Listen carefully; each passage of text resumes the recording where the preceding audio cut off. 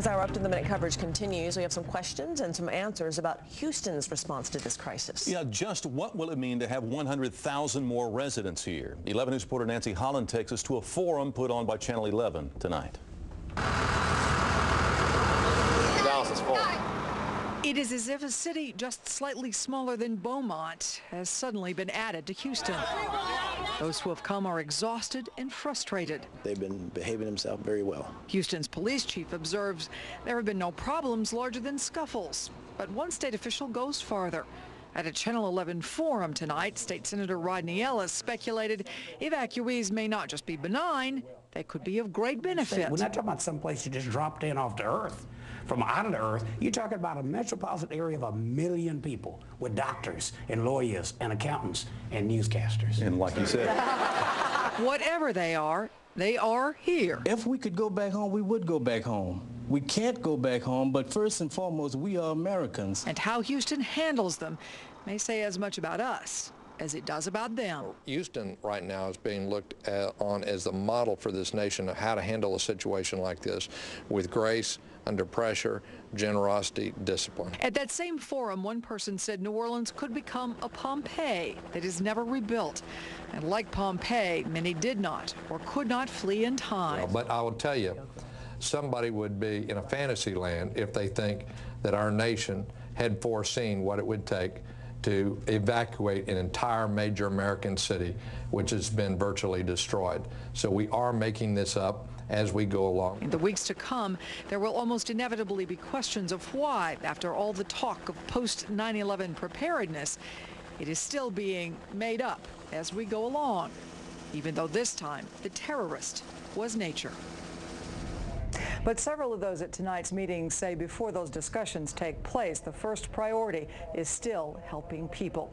Live in the newsroom, Nancy Holland, 11 News. Evacuating the hospitals in New Orleans has been an enormous concern, and the medical emergency on that front is far from over tonight.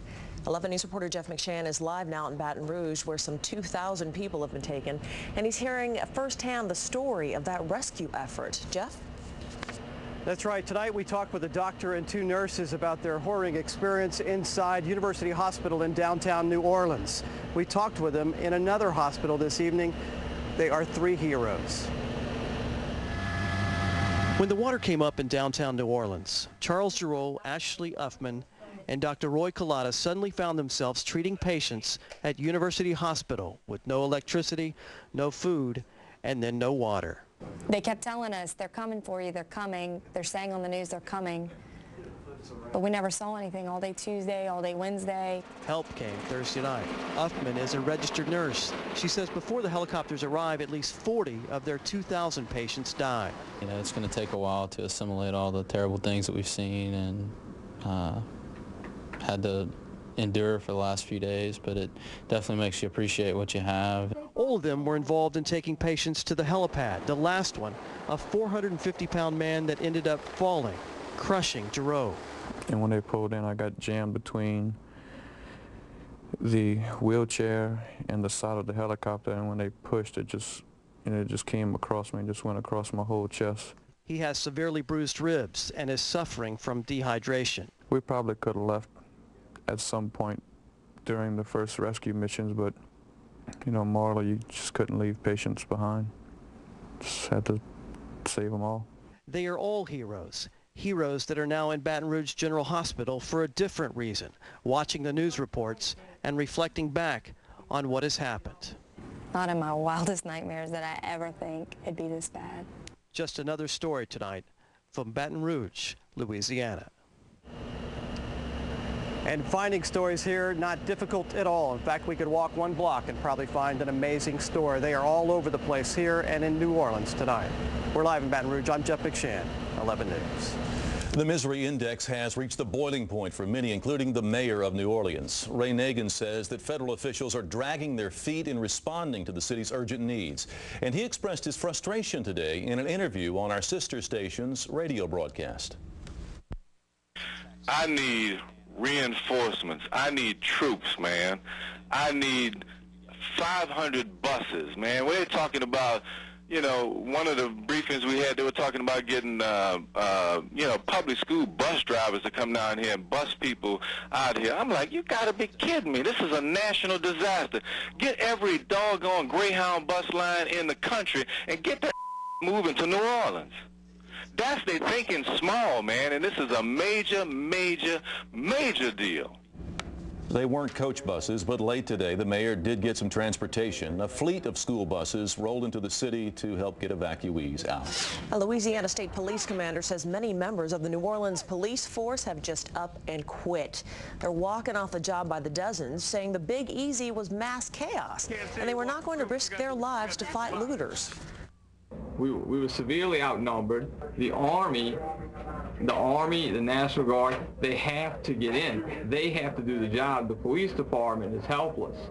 Walker told us restoring order in New Orleans is a job for the Army, as he said, or the National Guard. Late today, the president signed a bill sending $10.5 billion in relief aid to those in the hurricane-ravaged states. He called it a down payment on rebuilding the Gulf Coast. In fact, congressional leaders promised that more money would be approved when they returned to Washington from their summer holiday.